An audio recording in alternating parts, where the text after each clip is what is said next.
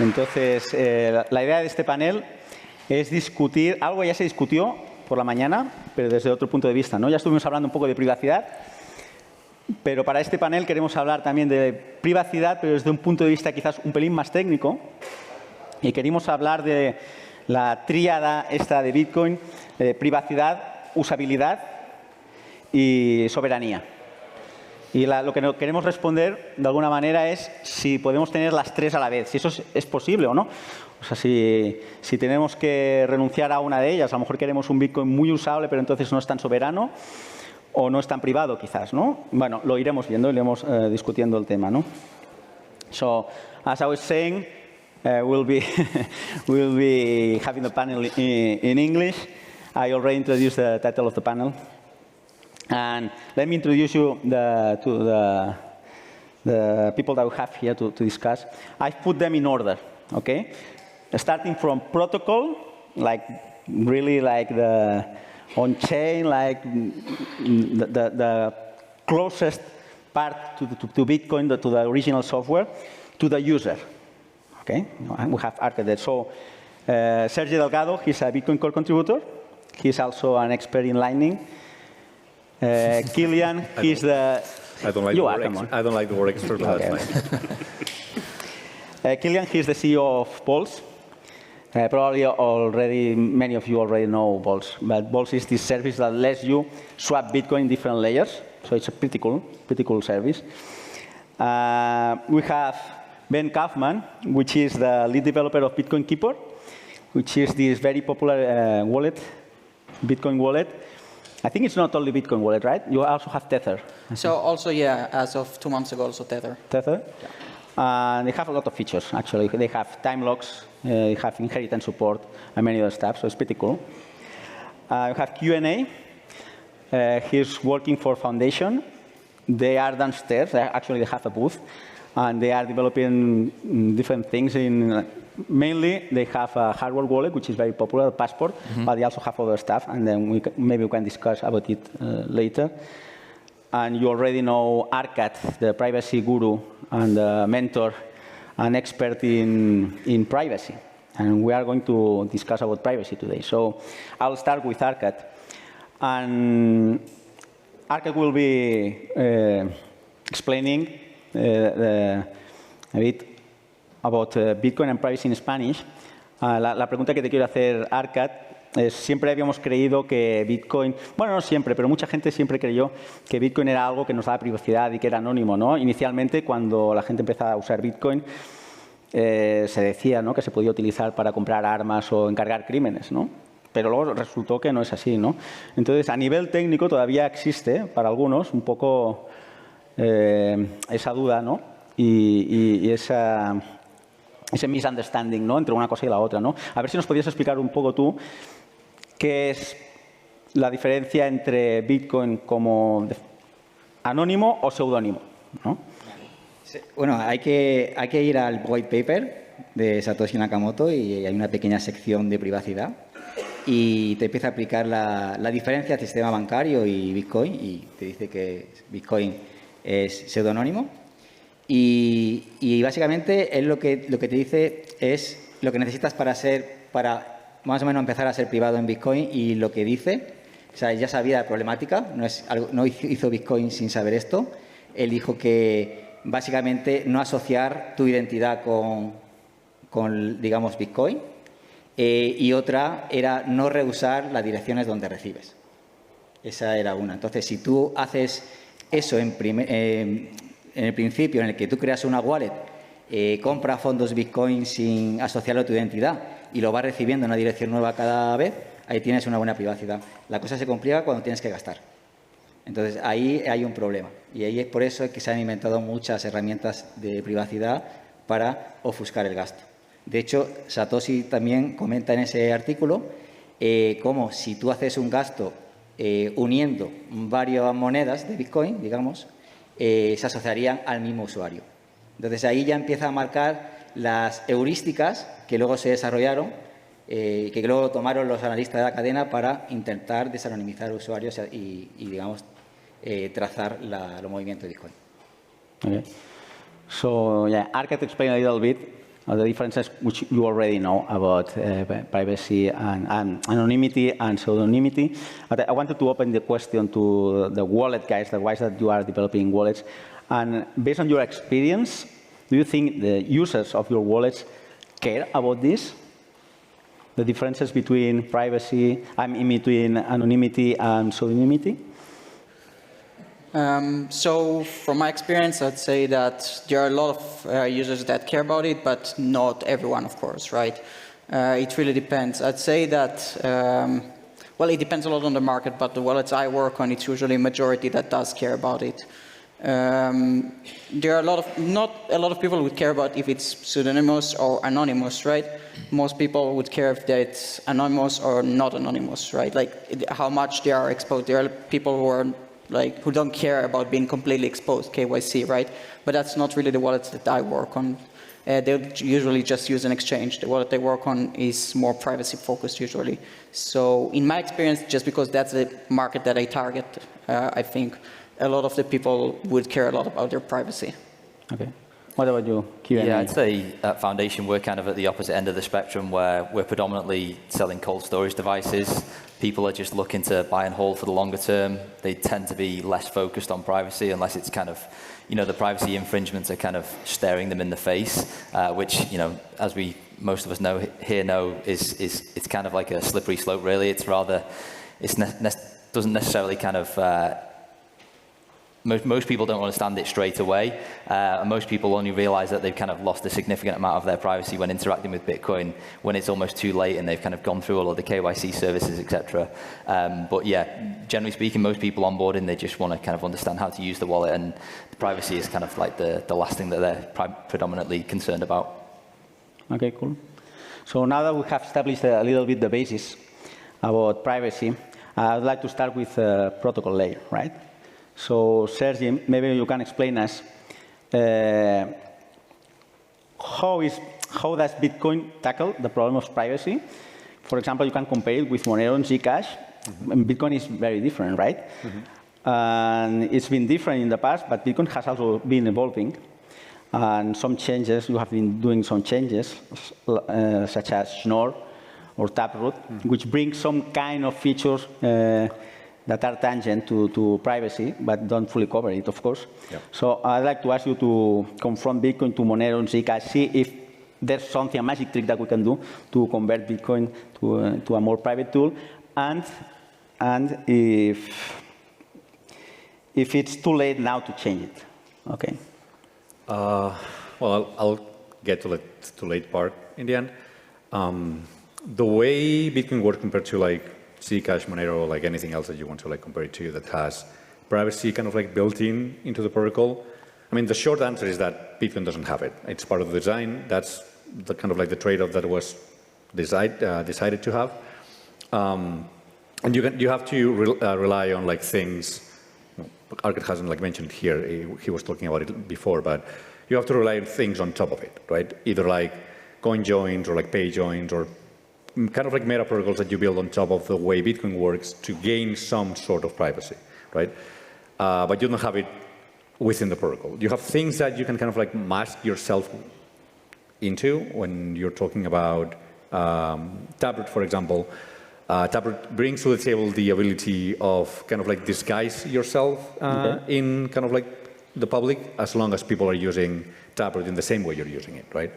For example, one thing that comes to mind, it was pretty easy to know, or it's still pretty easy to know, what a lightning channel was on-chain, because you can see oh, I have a pay-to-witness script hash, that you can, if you're also listening to Lightning, you're oh, I can kind of link this to that, and I know that this is going to be an opening of a channel, right? But when you start changing this to be Taproot channels, then if people are using Taproot for payments, which a lot of people are not, then you can kind of disguise what's a payment, what's an opening of a channel, what's something else that you're doing with Taproot, right? But that's more kind of a framework or a tool to be able to disguise yourself. The reality is that it's a trade-off, as you were saying, and we are more in the being able to assess what the supply of the chain is, or being able to make sure that things are like working properly instead of obscuring what's going on, right? So I think, long story short, like, can you get some privacy, both in this case on chain, since you're like focusing on chain? Yes. Are you going to get it at the protocol level in a way that no one is going to be able to know what you're doing? Most likely not. Okay. Would you consider that your job should be, if you want to improve privacy in Bitcoin, to enable tools that then can be fix the privacy issue on the second layer? It doesn't have to be in the second layer. I think second layers can bring some privacy too, and like Arcad was mentioning that in the previous talk, which I'm a little bit but, skeptical about. Should be a focus? It can be a focus. I think the main issue with privacy in Bitcoin for me, in any layer, is that you have kind of like a trifecta of whether it's easy to use, if it's more private or less, and what kind of liability you are like bringing to the table, right? For example, if we talk about coin joins or pay joins or things that you can do on chain, the reality is that it's not seamless to use. You cannot just like make a payment and like things work seamlessly in the way that everyone else is like making a payment. So you're kind of like in between like the x-axis, in between of usability and the kind of privacy that you gain. But also, you can get into the whole liability issue that we were talking about, well, that another panel was talking about before of... And we'll touch this later, yeah? Exactly. It's like, is there a service giving, or is there like some entity giving this service to the people? If they are they going to be considered like money transmitters or not? Like, even in cases where they are not, they can be kind of like sued for that, or like used kind of like as a blanket statement for like disencouraging people to like build this kind of services, right? Mm-hmm. So I feel this comes from the fact that privacy is not built into the protocol. If the protocol was like that, then you'll be able to like use it seamlessly, and that's how it would work. But since that's not the case, then you have to like build something on top, and then law enforcement can go to pursue the people who are like working on these kind of things, which is basically what's happening. Yeah. So that's the way I see it. So Kilian, what's your take on that? I mean, do you think the core guys should be developing tools that will enable like more privacy in the second layer or not? Yeah, blinding, please. No, I think how Bitcoin is set up right now is a good thing.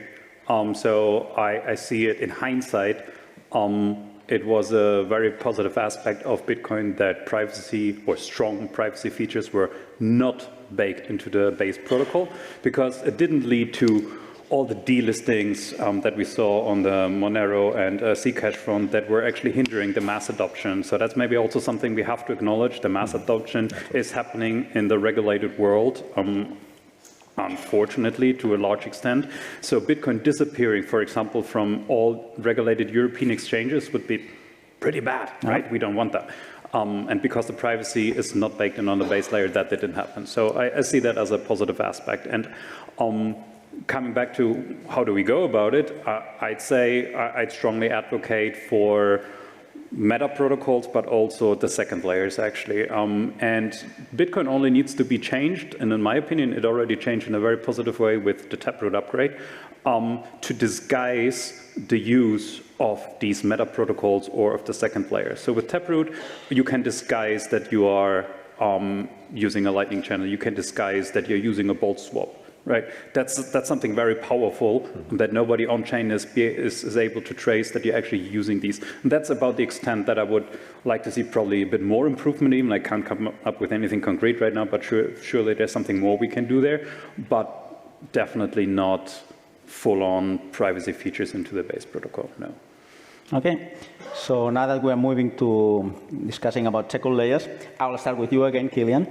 Because I need you to help me, because, I mean, okay. We have Lightning, Liquid, Arc, Fedimin, Cashew, Rootstock, probably many more, I don't know. And I know that you've been working in your company, trying to make all these second layers work together, like move stuff from one to the other. How do you think the aim to improve the privacy and usability, or at least maybe you can highlight some of them and discuss a little bit what's your view on this? Okay, TLDR is probably, Lightning is still the best among them all to even use directly, even though Lightning is moving into a little bit of a connector protocol role right now, which it's perfectly suited for, in my opinion. To use it on a daily basis, in my opinion, it gives you the best privacy among all of them. That's pretty clear to me. Then the topic of sidechains, I would say Liquid has some interesting features that is blinding the amount and asset. That is good, but it's not perfect. So basically, nobody can know if a transaction was conducted in USDT or LBTC, nor can one see the amounts. That's very nice. And you as a user can selectively reveal it. Yeah, so you have a key that you can use in order to reveal, to make it public, or to reveal it to your accountant, for example, right? So that's very nice and thought through, but it's not perfect because the transaction graph, so which UTXO goes into which, like the inputs and outputs are still clearly visible, so tracing is still possible, right? So that's not a perfect thing. Rootstock, for example, is following the account model, the typical EVM account model. I'm not sure if you guys are familiar with it, but it's pretty bad privacy, but good UX on the other side, I have to say, because everything is tied to one address, so to speak. So on Rootstock, you have your address, your 0x address, and that's where all your transactions are clearly in plain text visible on the block explorers. But also the UX is very nice because many people are now entering from other ecosystems. They're already familiar with tools like wallets, browser extensions, like MetaMask, and they can just use it for Rootstock too. That's an advantage. Because basically Rootstock brings the AVM to Bitcoin, right? Yes, exactly. That is the goal of it. And there are very interesting DeFi products for a certain user type to be discovered there. So UX-wise, very good. But can you highlight the use case? For DeFi or well, lending, for example, so you can lock up your Bitcoin and mint a stablecoin for it. That's a very typical use case that has established itself. So you put Bitcoin as a collateral and you basically lend against it by minting stablecoins. Money on chain, for example, is a protocol that does that on Rootstock. A couple more, what else do we have? Lightning is still the best for the payment use case. If you can, if you're technical, if you manage to operate a Lightning wallet, Phoenix is a very good Lightning wallet still. That is the best out there that is pure Lightning. Use it, please, because it is it has the best UX, or very good UX, and you don't get the kind of sovereignty, because this talks also about sovereignty. And reliability, the payment speed, it's very good. So we have to acknowledge that. Other layers like Arcade, Spark, Arc in general, they're all still very green, I would say. So there's nothing out there anyone want to send to use right now. But let's talk again in 6 months for sure. Next year when we're sitting here, things are different. Take your word. Yeah. Okay, so Sergi, as a non-expert in Lightning that knows some stuff, maybe you want to add some things about privacy and Lightning, the future of Lightning. What's your take? Sure, actually, that was kind of like mentioned in one of the previous talks, and I want to make a comment on that. I didn't have time, but I do agree that like Lightning brings more privacy to the table in the sense that with on-chain privacy, the issue is that every single time you transact, you have like some waste that it's recorded on the chain, and then someone can come like years later and like look at that and say like, oh, actually you were like doing a great job here, here, and here, but at some point you fucked up, and now I can like trace you all the way back up to like the beginning, right? With Lightning, you need way much more active monitoring. Like you need to like be seeing what's happening on the network, and even though like running like a whole like de-anonymization of the network would be something that only a really powerful and specific attacker can do, like a state or like a state-sponsored kind of like actor.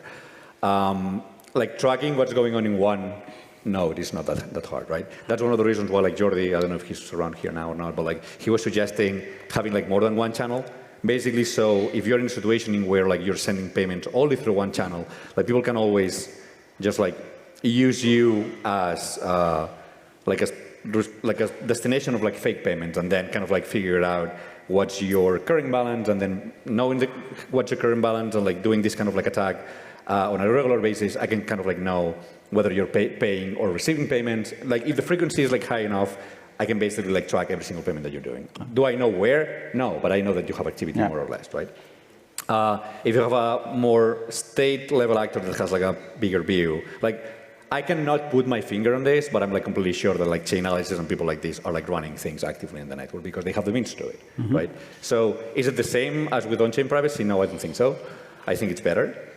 Can I consider lining a privacy solution for Bitcoin? Personally, no, having seen like different kind of analysis and attacks that have happened. Theoretical, sure, but that have been like presented over the years. So I think it's a step in the right direction. It's not a solution for privacy. It was a solution for scalability and like time and user friendliness and so on. It adds some privacy, but like to me, as someone who comes from a research background, calling it private would kind of like not speak to me, right? Okay. Good to know. Yeah, we'll keep that in mind. Like my point. So yeah, we've been discussing about second layers. I'm going to ask you now, Arcad, Ben, and Q&A, if you are particularly excited about any of these second layers that we've been discussing. Maybe you are thinking integrating some of them to your wallets or not. Are you excited about any of those? Jump in. Who wants to jump in? Yeah, I mean, I'll jump in first and say, look, I'm bullish on the fact that we've got more and more options emerging as time goes on. We've got a good kind of range of solutions, all with their own trade-offs, mainly in some form of custody or trusted third party, or paying with your time, meaning, you know, you've got to go through the hurdle of like setting up your own Lightning node or something if you want to do things the perfect way. But yeah, you know, the fact that we've got more options becoming, you know, more polished and more perfected, so that it enables us as kind of like the more user-facing part of the community to kind of put that final touch on top to make the UX as good as it can within the parameters of whichever of the kind of various options that we choose. Makes me bullish on the longer term, particularly around like the second layers and stuff like that. Personally, if I had to pick one, I'd say I like the trade-offs that Arc makes, albeit that it's very early at the moment, but it seems to strike a good balance between giving the user the maximum amount of kind of sovereignty whilst nailing down the UX and getting that as close to typical kind of on-chain usage of, you know, just sending to an address or receiving to an address and not having to do all of the additional bells and whistles of channel management or trusting a third party to a degree that you would have with, let's say, like a custodial Lightning wallet, which I'm sure we'll all agree probably offers the best UX right now in terms of like you know, speed of use in terms of accessing a second layer. Okay. What about you? Yeah. So honestly, on my side, on the development side, I don't deal much with the L2s simply because my focus is on hardware wallets, on multi-sig, mini-script, so more like long-term. But the way I see it is, it depends a lot on the amount that you want to manage. So I would say if I want to receive like $2 tip, I don't care if it's on like custodial Lightning. If I want $100, maybe I'd prefer Arc. If I want $1,000, maybe Lightning. If I want $10,000, maybe I want it on-chain. So I would say I'd manage my L2s more like I manage like the between a savings account, a checking account, and like the money I leave in my pocket. This is the way I see it. So different layers can be good for different amounts because they have different trust assumptions. Okay, good. ¿Y tú cómo lo ves, Arcad? Bien. ¿Hay alguna second layer que te parece que sea especialmente interesante, que traiga cosas nuevas a la mesa? Yo creo, como decía el equipo de Samurai Wallet, decía que no hay balas de plata en Bitcoin. Tenemos muchas herramientas, muchas con privacidad, pero todas tienen compensaciones, ¿no? Lightning me parece un buen layer, pero también tiene sus compensaciones. O sea, por ejemplo, si yo quiero empezar a recibir fondos en Lightning, en autocustodia, yo por lo menos tengo que recaer en un servicio para que me permita recibir, por ejemplo, con los LSP, ¿no? Los proveedores de canales de Lightning.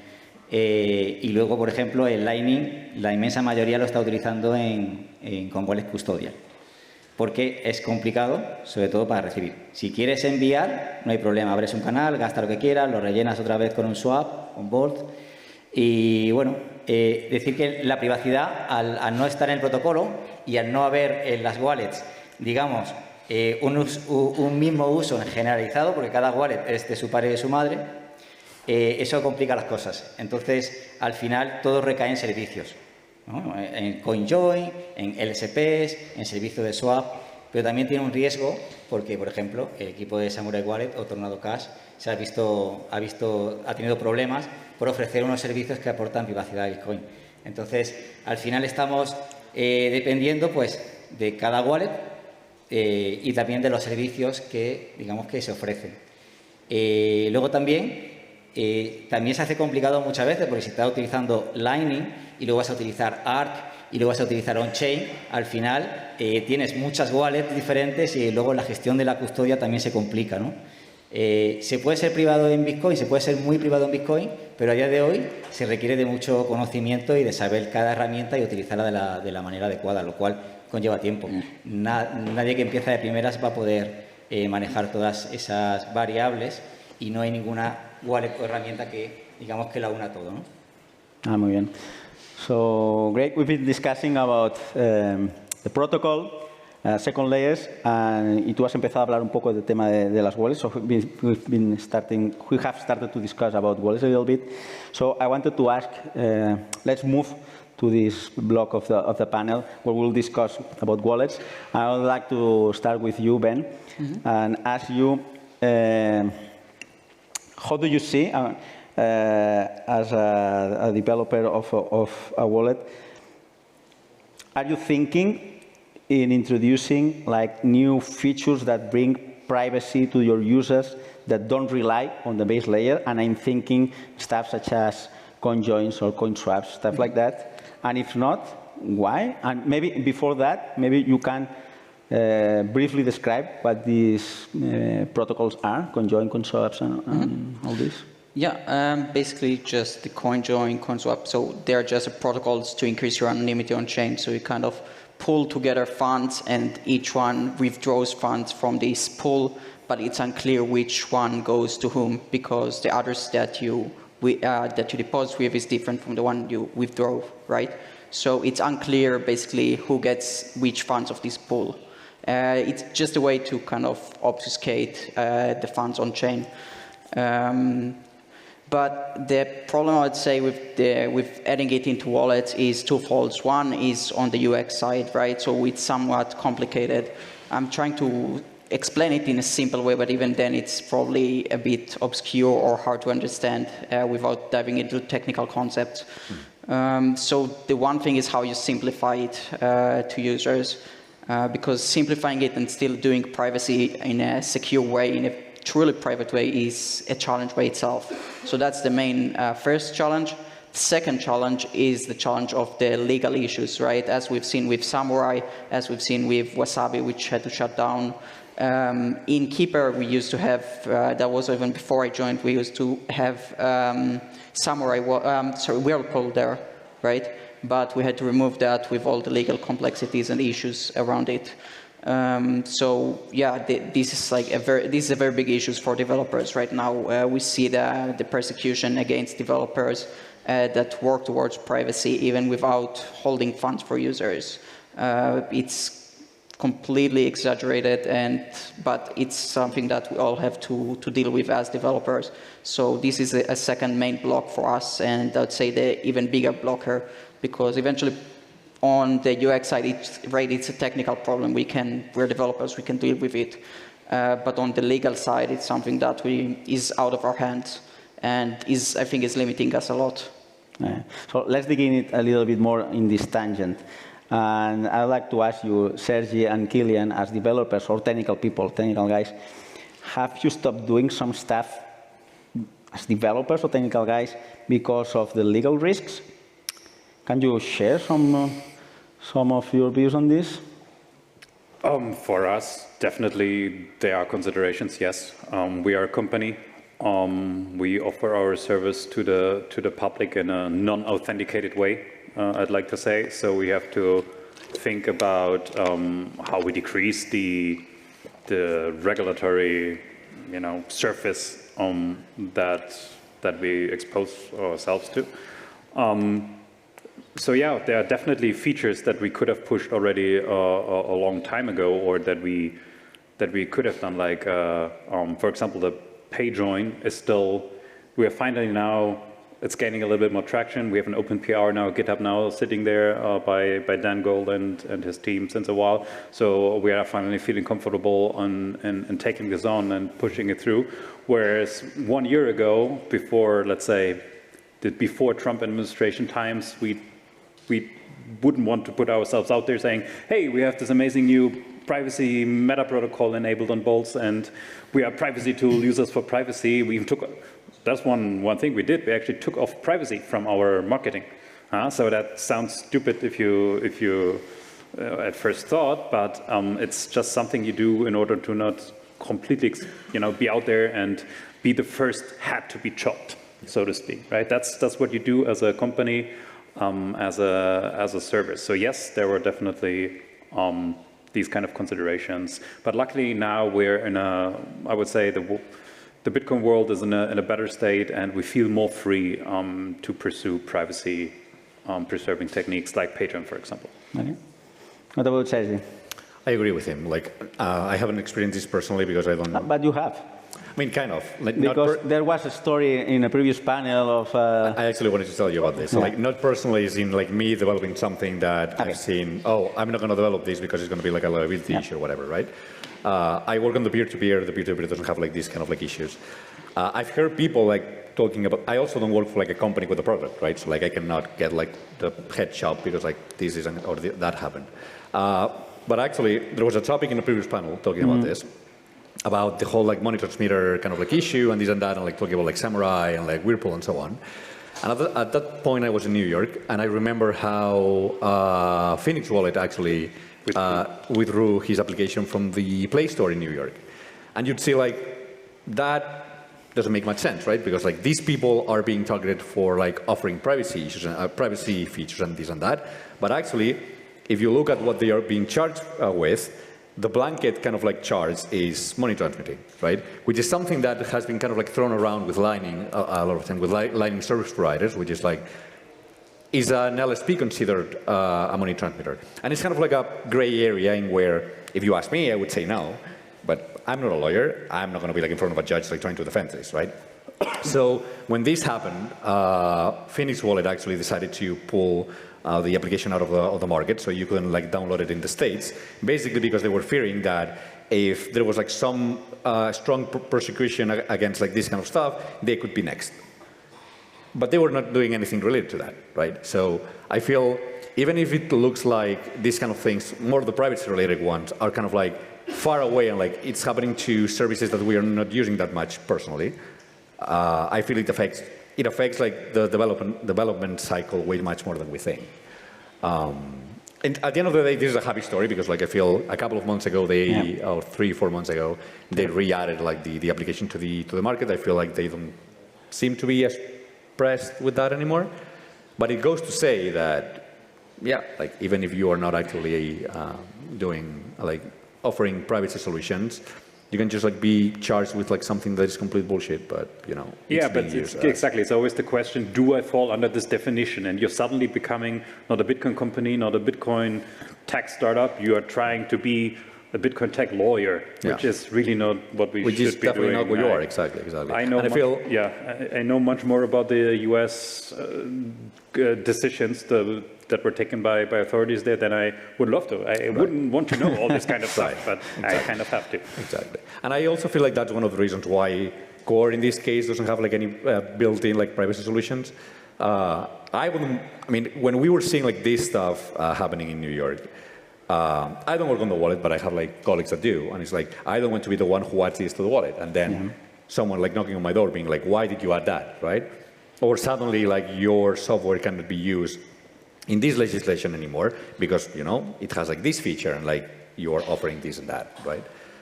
That's definitely something we shouldn't be like thinking about as developers, but it's something that happens sometimes. So yeah, I guess. Entonces, Arcad, ¿qué hacemos si los desarrolladores no se atreven a meter herramientas de privacidad en los protocolos, en las wallets y tal? ¿Qué hacemos? ¿Los forzamos o cómo lo ves?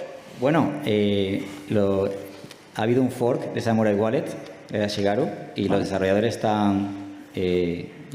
la página web para descargar es vía Tor, no tienen Twitter, no tienen nada. Y bueno, ha sido el equipo que ha salido de ahí y ha empezado ha seguido con el proceso que tenía Whirlpool y ahí están. O sea, ellos se han atrevido a desafiar. Pero lo demás no. Entonces, entiendo que hay muchos servicios y desarrolladores que estén ahora mismo asustados de introducir algo porque en cualquier momento podrían estar en la cárcel por hacer algo técnico, lo cual me parece increíble, ¿no? Pero estaba pensando ahora mismo en qué sería lo ideal que se podría implementar y algo que sería fácil para el usuario y no vería difícil que en las wallets, por ejemplo, pues tuvieses un código de pago como Silent Payment en todas las wallets y que pudiese recibir siempre una dirección diferente, pero tú estarías compartiendo siempre el mismo código. La persona que te enviase escanearía el código y siempre, digamos, recibirías una dirección nueva. Eso sería una experiencia de usuario fantástica. Porque podrías poner QR en Twitter, en Internet, en el trabajo, donde quieras. Y sería muy fácil y factible. ¿Se van a poner de acuerdo las wallets? Pues no sé, porque siempre hay como... No hay un estándar específico, ¿no?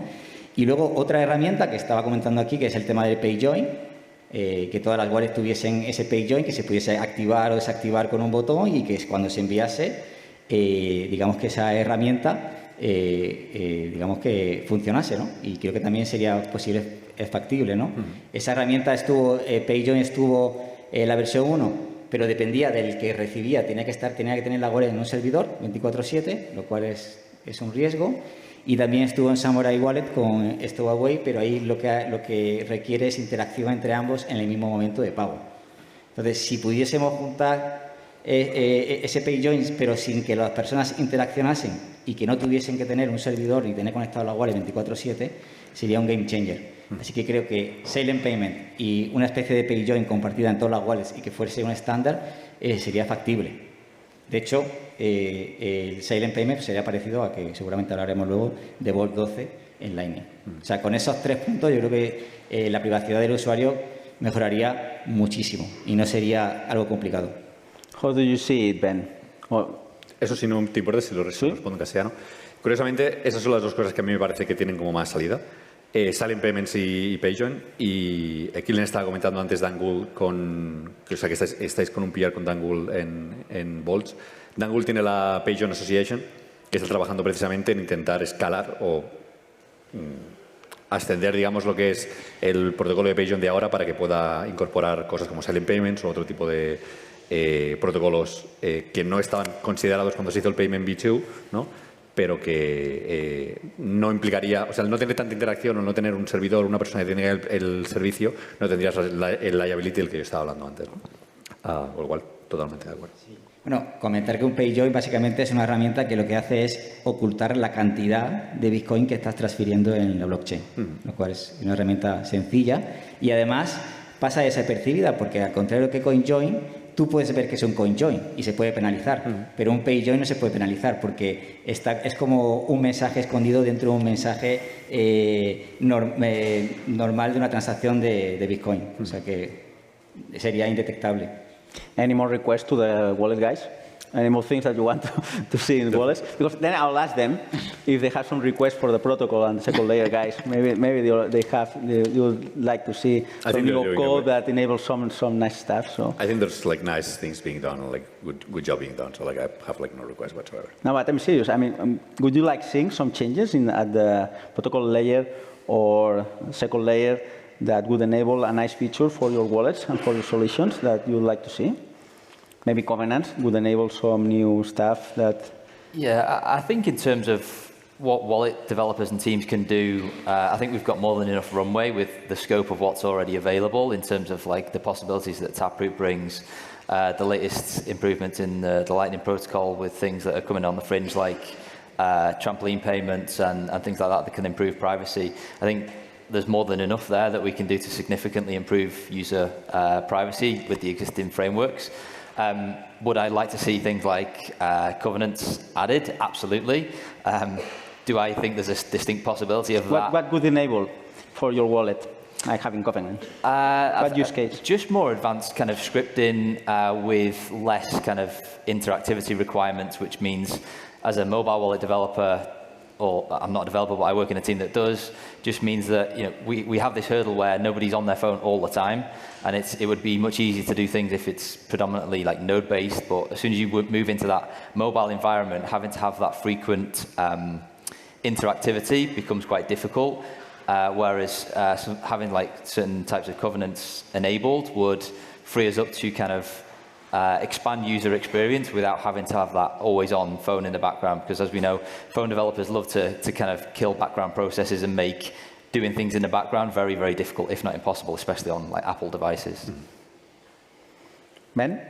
Yeah, I'd say, so even if we get covenants ready tomorrow, let's say, just hypothetically, right, it would still take at least, I think, 5 years until we see it first used in applications, like in real-world applications with real users. This stuff takes so much time. People really tend to underestimate it because first you need to activate it. Let's say you activated it, then you need to start adding it to hardware wallets. You need to create the right standards for it.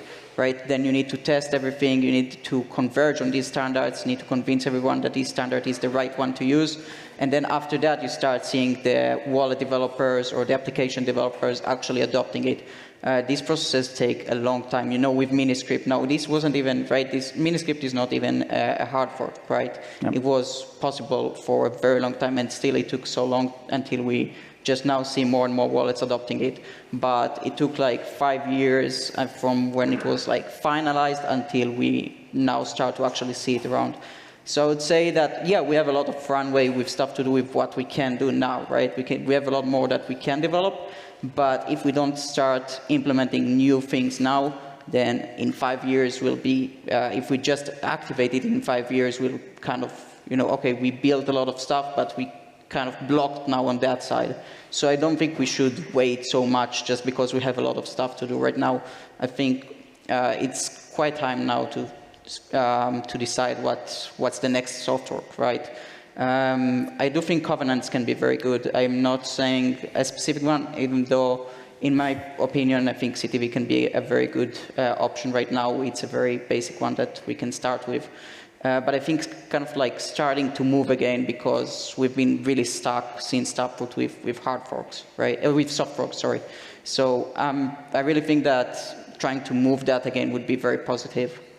Okay, cool. So we've been discussing about privacy on the protocol, second layer. We've discussed also privacy on the wallet level.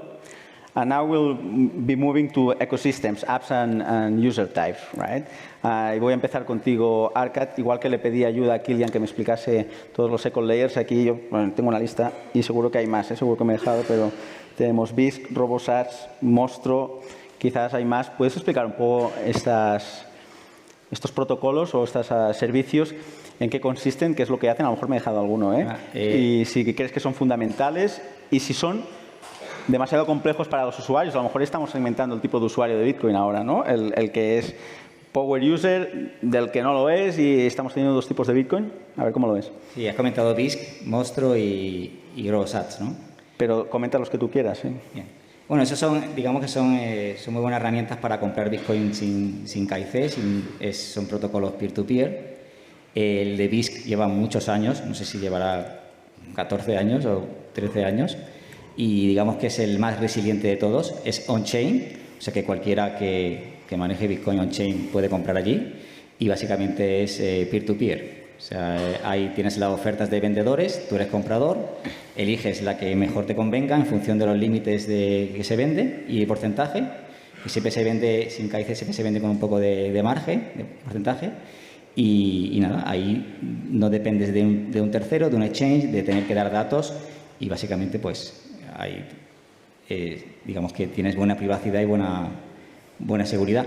Luego, ya con Lightning vienen Monstro y RoboSat, que incluso aligeran más el proceso. Lo que pasa es que tienes que conocer una base de Lightning, ya que digamos que ahí se trabaja a través de Lightning, recibes los pagos, recibes las compras en Lightning. Y tanto RoboSat y Monstro, la única diferencia es que en RoboSat tienes que dejar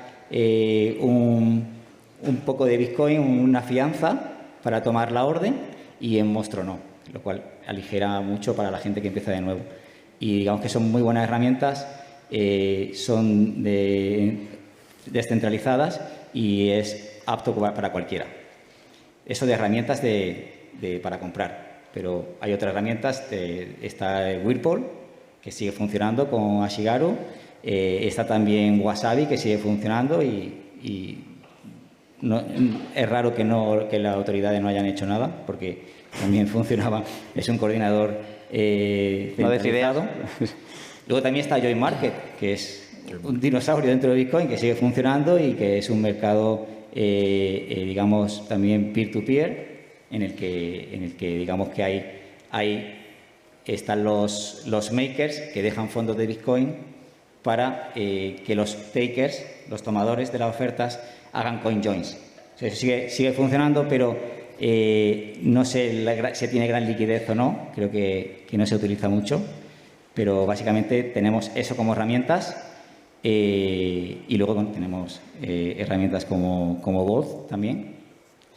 Pero claro, son servicios, hay que tener en cuenta eso, pero teniendo muchas herramientas y en función de lo que tú quieras hacer, puedes elegir cualquiera para que se adecue a tu objetivo y puedes tener buena privacidad.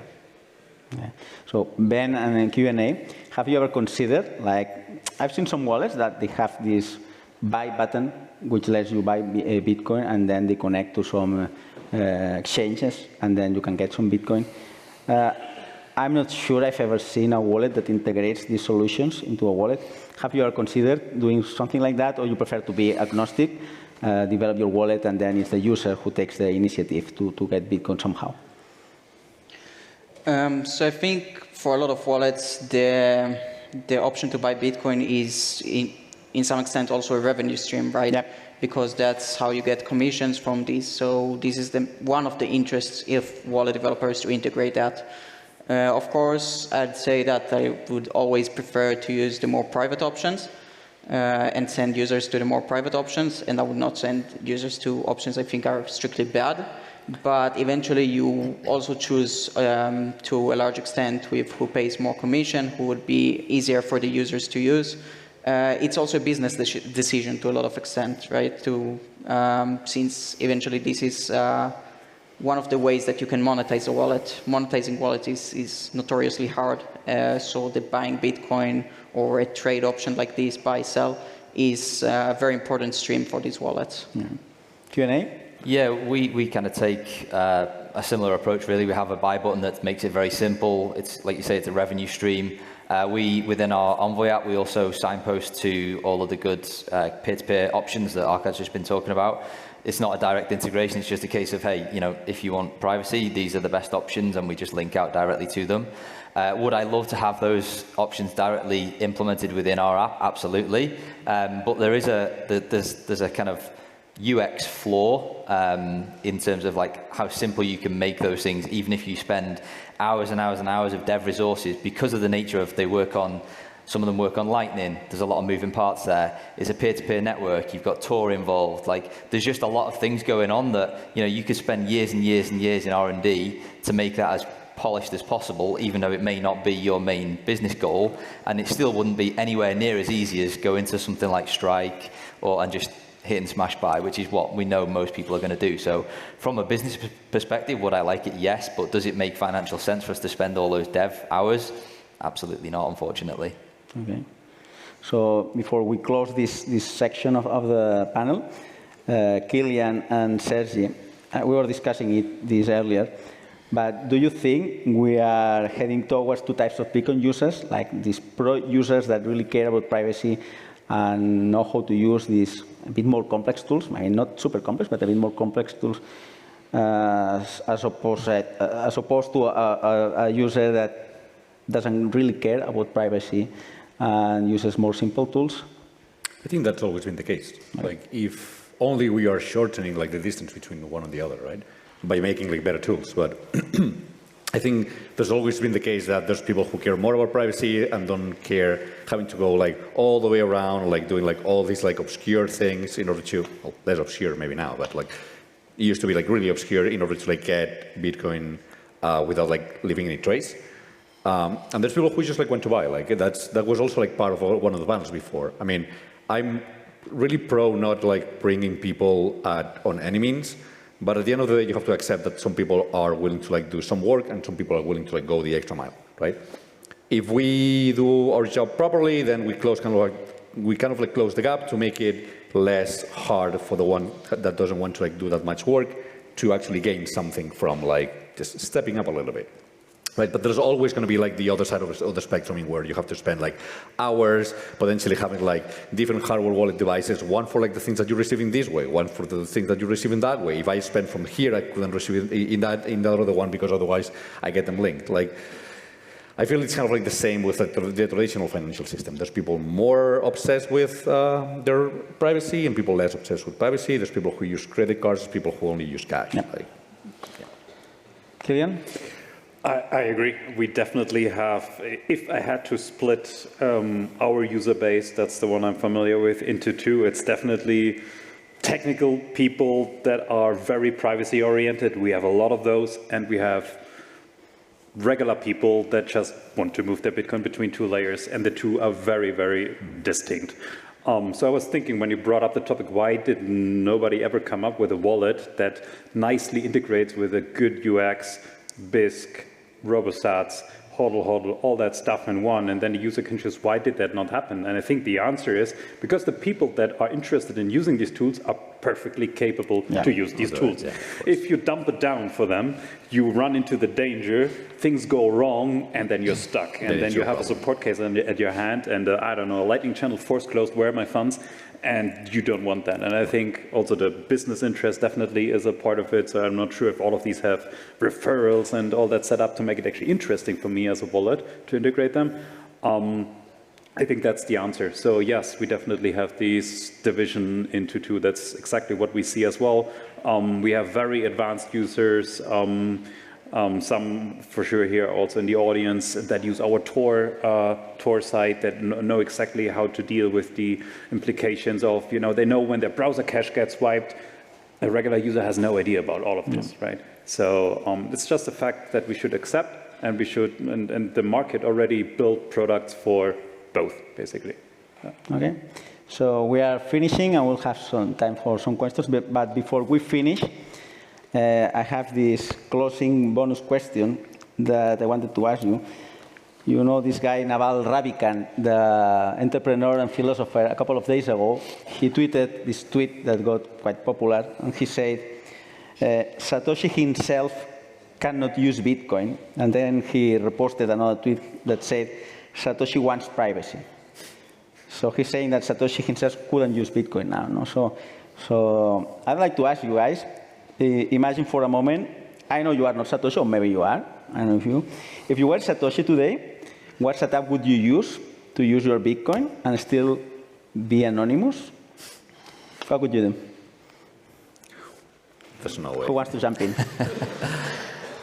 I think that's not really a fair question, because I think even if Satoshi was like, even if Bitcoin has the same properties of Zcash, of Monero, Satoshi would still not be able to use it privately enough to hide his identity in this. I mean, it's so targeted that, I mean, it would be impossible with any chain. So it's simply an unfair question, right? So it's not the usual person that wants to hide and stay anonymous. This is like the most famous person in the industry, right? The most heavily targeted and rich person in the industry. So putting this as the standard is simply unfair. Let's say the three-letter agencies would be able to get to him if he was active now, whatever, on Monero, whatever, on Zcash. It doesn't matter. So they would have been able to get to him in, I mean, no matter what chain he uses. So it's just an unfair question. It's just simply dishonest.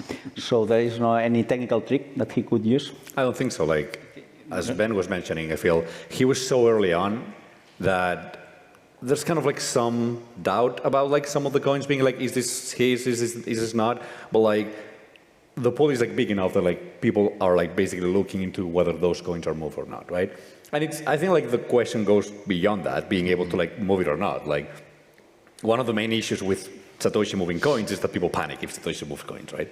Can he do it? I don't know. Can he, whatever day, I don't know like how many people are. But like, the fact is, even if you could, you would like create such a like chain reaction of effects that most likely things will go south, right? But again, it's not a normal user. Like, if you've done things properly, you should be able to like move your coins without like people knowing who you are. So. No se puede esconder, como nosotros. Nosotros nos podemos esconder en una multitud, podemos pasar desapercibido, pero él no, está marcado. Además, no está asociado a su nombre, pero si es seudónimo sí está asociado.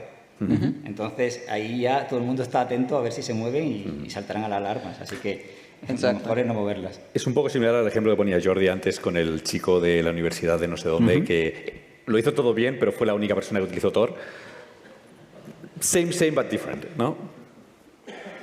Bad news for Satoshi. Huh?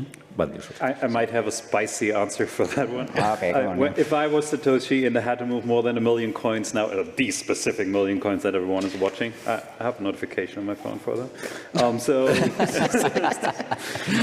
if I had to move these coins, I'd probably do what the Lazarus group does. I would hire a lot of help that actually help me move these coins across all the different layers and all the different networks, probably not touch the main chain Bitcoin at all or not too much with it until I move them back onto the main chain via like thousands and hundreds of thousands of different ways and bridges and cross chains and layers, because that's what they did. And they got away with a large chunk of the Bybit hack that just happened recently, right? So that somehow proves it's a similar kind of magnitude, I would say, of coins that were moved there. So, and it worked out, and they successfully got away with a large chunk of it. So I think that's the best shot that... Otra cosa que podría hacer sería donaciones a múltiples entidades, hacer transacciones con cientos de salidas y él quedándose una de vez en cuando y haciendo swaps a otras cadenas, como dice él. But I feel the big difference between like Lazarus and Satoshi is that moving Satoshi's coins starts like something that you cannot predict. Yeah. Right? Yeah, so like, you don't know like if the price is going to tank, if the price is going to go up, if things are going to go south. Like you have like no clue like the panic that can like kind of it will tank. bootstrap. I'm pretty sure it will tank. Yeah, that's kind of like the point. Okay. I think the main point is just that we're not all Satoshi, right? So we're not all targeted like him. We don't have the same risk as him moving his coins. So we don't have all to worry the same way that he would have, right? It's not the same. Cool. Okay. You want to add anything else? No, I mean, Ben's put it quite nicely that, we don't all have unfortunately, we don't all have the problem that we've got 1 million coins sitting around. I would love to have that problem, most of us here have significantly less, which, although that's not as nice in terms of having a big fat stack, it does mean that you can interact with the different tools like RoboSats, etc., or CoinJoin protocols like Whirlpool from Ashigaru without, blowing up the network, because you're not the specific target of every single 3-letter agency on the entire planet. So, yes, you might not have 1 million coins, but you can give yourself some level of privacy should you choose to do so. Right. Okay. So thank you, guys. I think we have some time for some questions. The Centra. All right. Yes. Wait. Sorry. Dos preguntas o tres. Vamos a intentar ver si alguien no por ti, Felipe, sino porque también la gente detrás me ha dicho pero nadie. Bueno.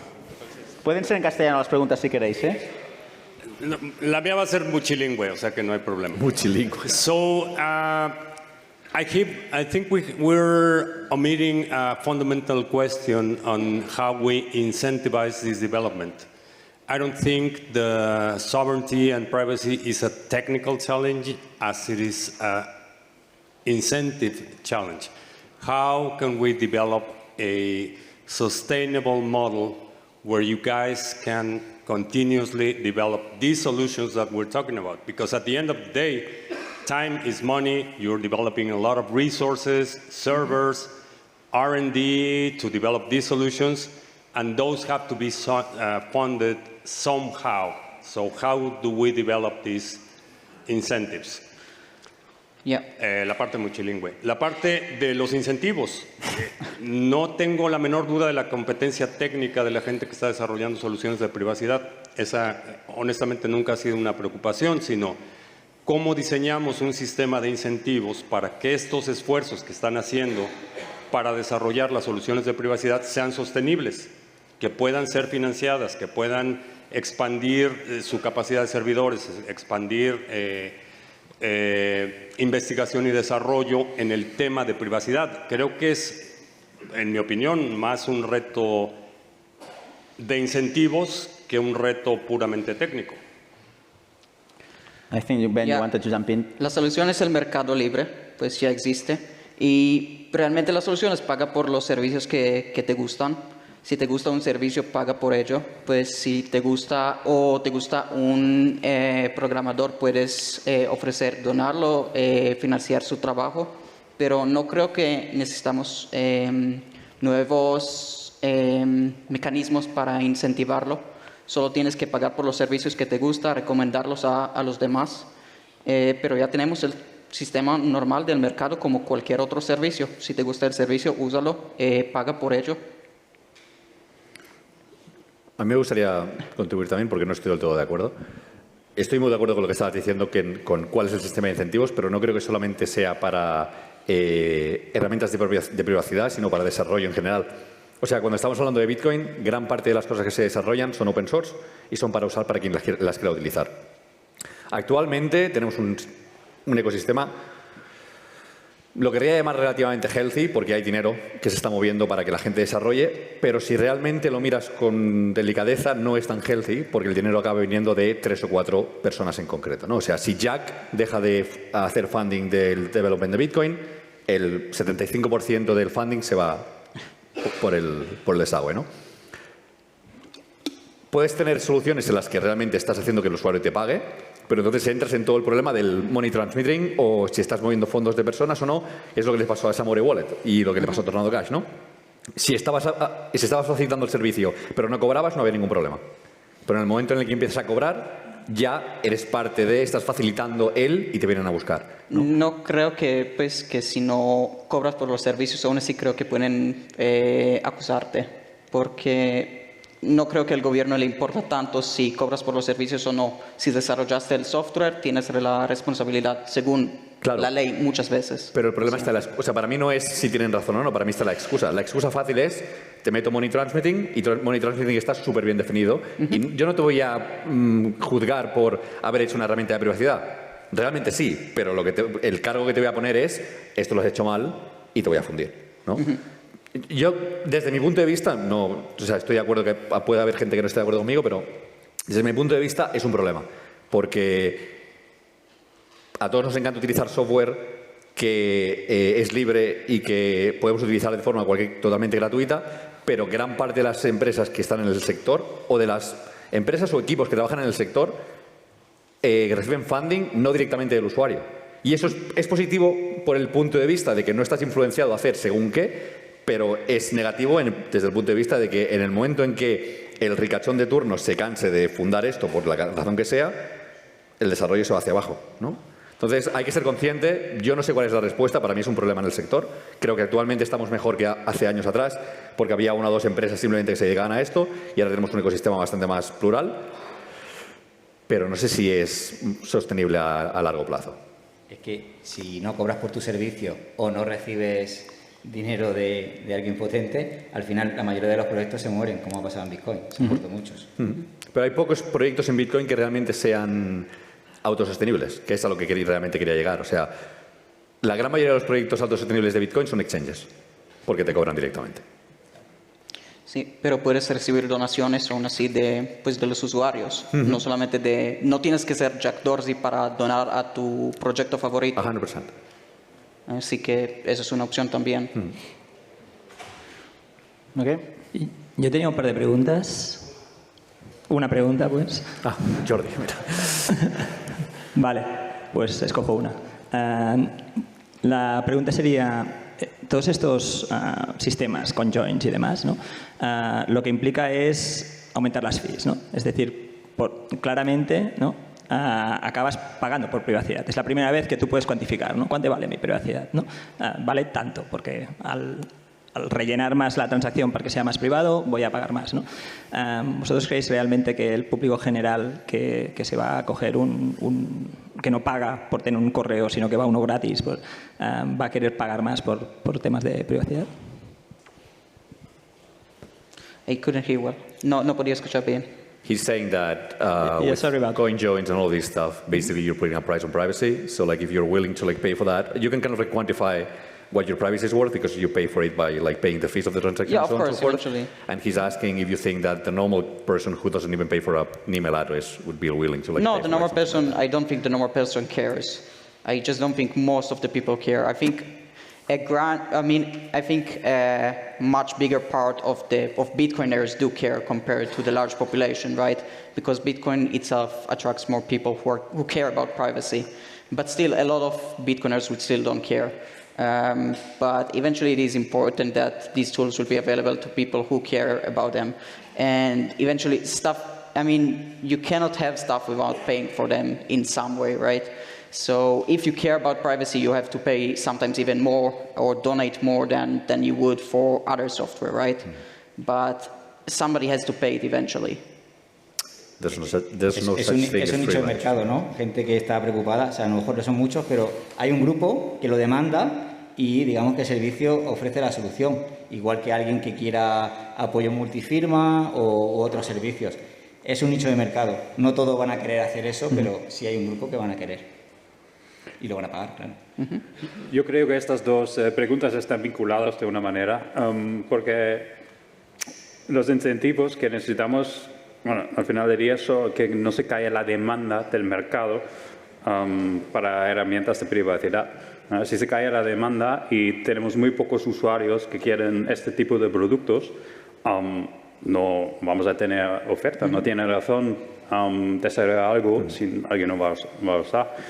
Y por eso la cosa que tenemos que podemos hacer es educación para la gente sabe que la privacidad de Bitcoin en la mainchain no es perfecto, la gente sabe que existen capa 2, la gente sabe que existe un CoinJoin y para que no se caiga la demanda. Y estoy de acuerdo contigo también, Sergio, que ahora en el entorno Bitcoin el tema funding no es healthy, mejor pero no healthy.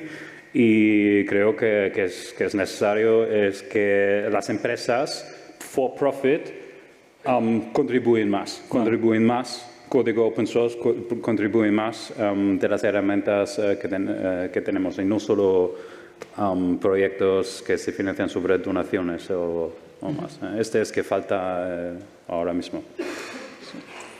Sí, eso sería lo mejor, pero no podemos obligar a las empresas grandes a financiar nuestros proyectos. Pues obviamente que sería lo mejor si puedan hacerlo. Si ellos tienen un business use case, un caso de uso para sus usuarios, va a pasar. Eso siempre sería lo mejor, sí. Pero estoy totalmente de acuerdo con vosotros, pero esto es un problema que viene mucho más antes de Bitcoin. Es el problema de open source. Sí, en general. ¿Cuántos negocios están utilizando Linux o PGP or like any kind of like encryption and they're not paying for it, right? Yeah, it's exactly. like the open source, the cornerstone open source problem, I would say, but it is what it is. Bueno, creo que tenemos que ir cerrando, ¿verdad? De Centra. Pues nada, muchas gracias a todos. Y gracias también.